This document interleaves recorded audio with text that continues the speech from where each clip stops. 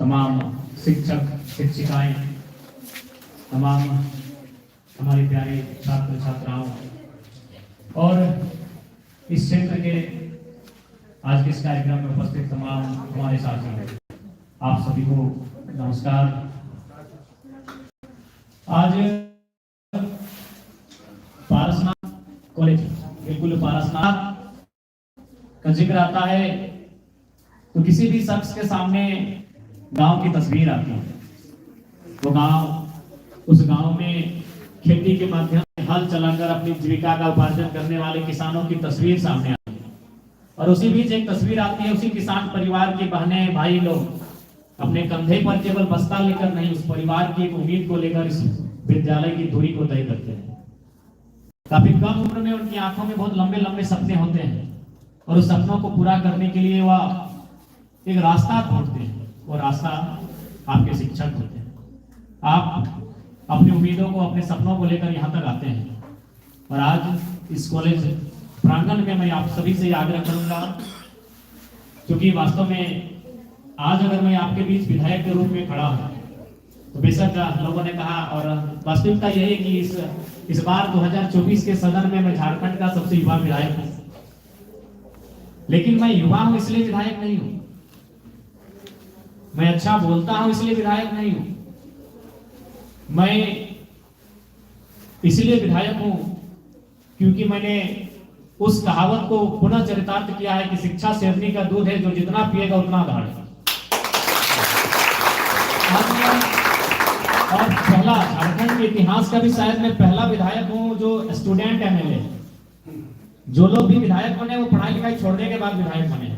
और आपको तो मालूम है हमारे सदन में 50 से 30% ऐसे विधायक जो शायद मैट्रिक भी नहीं किए। यानी हम झारखंड के 24 सालों के हिस्ट्री में पहला विधायक है जो स्टूडेंट एमएलए। स्टूडेंट लीडर तो होते हैं, स्टूडेंट लीडर हर कॉलेज में होते हैं, छात्र नेता होते हैं, लेकिन छात्र विधायक हम झारखंड के इतिहास में पहला है, क्योंकि हम अभी करंट स्टूडेंट। ऐसा नहीं मेरी पढ़ाई छोटी है। मैंने 2017 में मास्टर पास कंप्लीट किया है और उसी साल मैंने विनोबा भावे से एंट्रेंस टेस्ट दिया था पीएचडी का, उसको मैंने पास किया है और उसी 2018 में मैंने एडमिशन लिया है विनोद बिहारी महतो विश्वविद्यालय धनबाद में। और चूंकि पिछले 2 सालों में काफी आंदोलन रहा तो समय का अभाव रहा और पहला कि हम अभी अपनी पढ़ाई को जारी रखें, क्योंकि मुझे मालूम है कि आज मैं अपनी शिक्षा की बदौलत ही यहाँ तक आया हूँ। इसलिए आप तमाम मेरे जो छोटे छोटे भाई बहन लोग यहाँ बैठे हैं छात्र छात्रा के रूप में, आपको मेरा यही संदेश होगा। आज जिस जयराम महतो से आप परिचय हो रहे हैं, आज इसके चर्चे दिल्ली से लेकर उत्तर भारत से लेकर नॉर्थ भारत से लेकर कश्मीर तक है।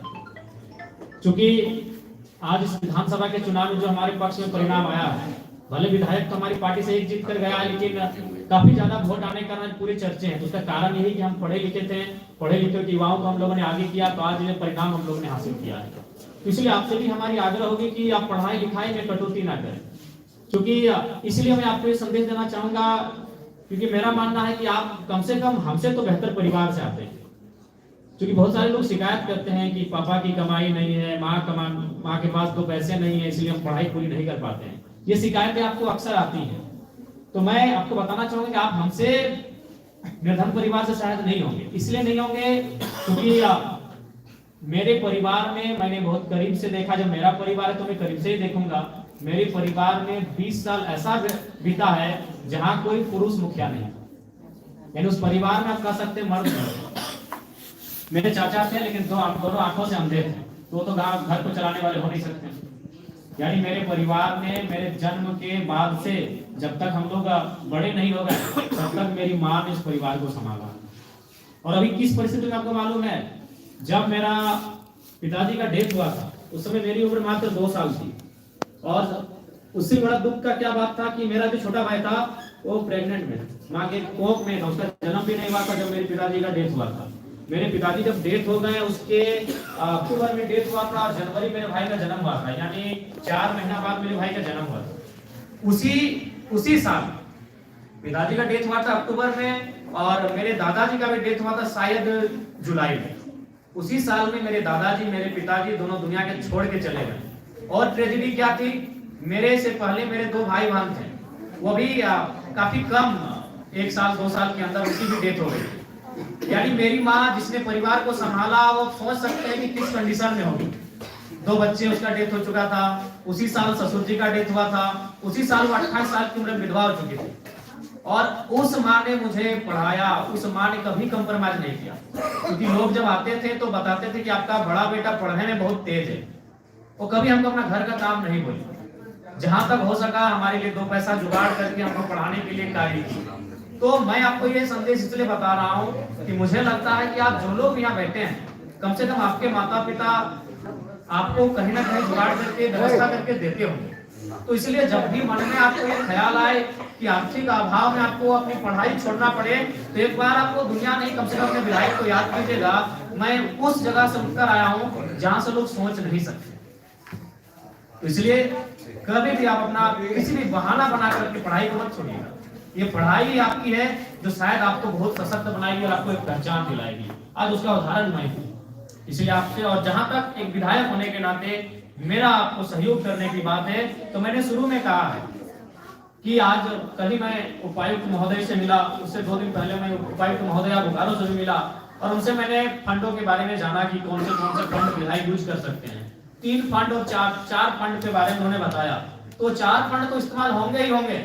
मैं आज आपको विश्वास दिला के जाता हूँ, एक 5वां फंड होगा जो विधायक को आज के डेट में कोई भी अगर स्कूल के टीचर तो उनकी एक सैलरी होती है, कोई अगर पुलिस है तो उनकी सैलरी होती है, तो विधायक की भी सैलरी होती है। मैं वो अपनी सैलरी भी 75% आप लोगों के बीच रख देता हूँ।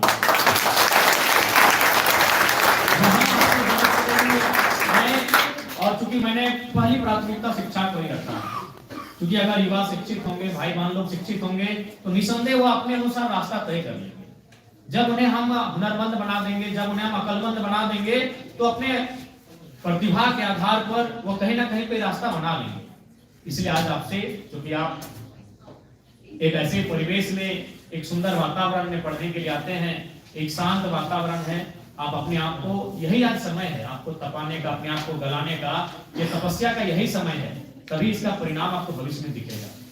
वो कहते हैं ना कि आज जिस उम्र के आप पड़ाव में, उसे हम लोग टीनेजर कहते हैं। टीनेजर का मतलब होता है 30 to 19। ये एक ऐसा उम्र होता है जिसकी तुलना हम एक नदी से करते हैं। नदी जिसमें बारिश के मौसम में, एक नदी को आप देखते होंगे, जब वो नदी अपने रास्ते पे चलती है तो अपने रास्ते से हट के चलती है, कभी पहाड़ों से टकराती है, कभी वृक्षों को डुबा के ले जाती है, कभी चट्टानों से टकराती है, और वो अपने तूफानी अंदाज में बहती चली जाती है, क्योंकि वो बरसाती नदी होती है। लेकिन अगर उसी नदी में अगर डैम बनाए तो वह डैम का पानी निर्जन ऐसे भूमि पर जाएगा जहां पानी की संभावनाएं नहीं है और विकसित होने का कार्य होगा। तो डैम का तात्पर्य है आप अभी एक नदी के समान हो। जो भी छात्र छात्राएं हमारे सम्मुख बैठकर हमें सुन रहे हैं, आप एक नदी के समान हो। कौन सी नदी? जो बारिश के महीने में तांडव मचाती है। आप उम्र के उस पड़ाव में हो, तो आप में जब तक डैम नहीं बनेगा तब तक आप किसी की उन्नति का कार्य नहीं करेंगे। तो डैम का मतलब है अनुशासन, डैम का मतलब है आपके शिक्षकों की निगरानी, डैम का मतलब है मर्यादा।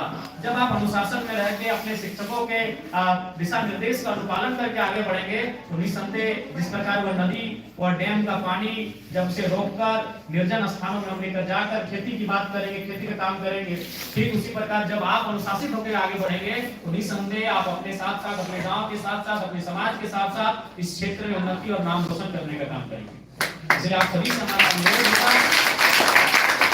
कि आप भोजन में कटौती कर लीजिएगा, अपने पहनाव में कटौती कर लीजिएगा, लेकिन अपनी शिक्षा को लेकर कभी कटौती मत कीजिएगा, उसमें कभी कंप्रोमाइज मत कीजिएगा। मैं आपसे यही आग्रह करना चाहता हूँ, आपको मैं यही संदेश देना चाहता हूँ। समय का अभाव है, और चूंकि इसके बाद भी 2-3 कॉलेज में हमारा आज कार्यक्रम है, एक विधायक के नाते जो भी आप हमसे अपेक्षाएं रखेंगे, आप निश्चिंत रहें। क्योंकि आपने कहा कि हम लोग युवा हैं, तो युवा दौड़ने वाले हैं, भागने वाले हैं, तो अपने अपेक्षा आपने जो रखा है, उस अपेक्षा से ऊपर उठकर हम आपका सहयोग करेंगे। आज इस कार्यक्रम में उपस्थित तमाम इस कॉलेज परिवार के टीचिंग नॉन टीचिंग, इस कॉलेज परिवार के तमाम स्टूडेंट्स, तमाम इस कॉलेज के अभिभावक जो आज सुनने के लिए आए हैं, उनके अलावा उपस्थित जो भी इस क्षेत्र के लोग हैं, हम सभी को हमारा यही संदेश रहेगा कि डुमरी एक ऐसा क्षेत्र है जो सुदूर ग्रामीण क्षेत्र है, जहाँ के लोग कृषि से अपना जीवन यापन करते हैं, अतः आज इस क्षेत्र में एक बेहतर एजुकेशन हब के रूप में हम लोग तब्दील करते हैं, ताकि यहाँ के बच्चों को हजारीबाग और इधर धनबाद नहीं, डुमरी में ही उसी तरह की शिक्षा प्राप्त हो। हम ये प्रयास करेंगे। आपके उज्जवल भविष्य की बहुत बहुत शुभकामनाएं। आपका भविष्य बहुत बेहतर हो, उसके लिए आज आपको संकल्प लेकर उस दिशा में बढ़ने की आवश्यकता है। पुनः सभी को धन्यवाद। बहुत बहुत धन्यवाद माननीय विधायक जी का।